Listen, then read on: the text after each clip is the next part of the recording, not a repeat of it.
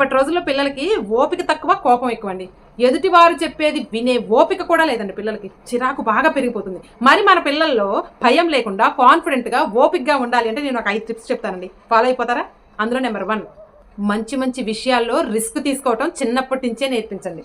అంటే చిన్న ఎగ్జాంపుల్ ఏంటంటే స్టేజ్ మీద ధైర్యంగా మాట్లాడటం, ఇలాంటివి వాళ్ళలో కాన్ఫిడెంట్ని పెంచుతాయి.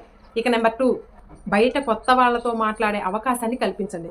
అంటే చిన్నప్పటి నుంచే మనం ఫ్యామిలీ అందరూ కలిసి రెస్టారెంట్కి వెళ్ళామనుకోండి, అక్కడ వాడికి ఏం తెలుసులే, వాడు ఏం చెప్తాలే, వాడికి సిగ్గు భయంలే అని మనమే అన్నీ చూసుకోకుండా వాడికి ఆర్డర్ చెప్పడం అలాంటివి కొంచెం అలవాటు చేసామనుకోండి, సోషల్ ఫియర్ పోతుంది ముందు. నెంబర్ 3, చిన్న చిన్న విషయాల్లో నిర్ణయాలు తీసుకునే అవకాశం ఇవ్వండి. ప్రతిదానికి మీరే సహాయం చేయకండి. దానివల్ల సొంతంగా నిర్ణయం తీసుకునేటటువంటి శక్తి సామర్థ్యాలు వాళ్ళలో పెరుగుతాయి.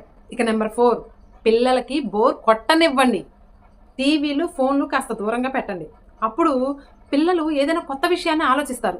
వాళ్ళలో కొత్తగా క్రియేటివిటీ మొదలవుతుంది. ఇక నెంబర్ 5, ఎక్కడైనా ఏదైనా తప్పు జరిగినా, ఏదైనా అడగాలి అనుకున్నా మొహమాట పడకుండా ముందు ప్రశ్నించడం నేర్పించండి.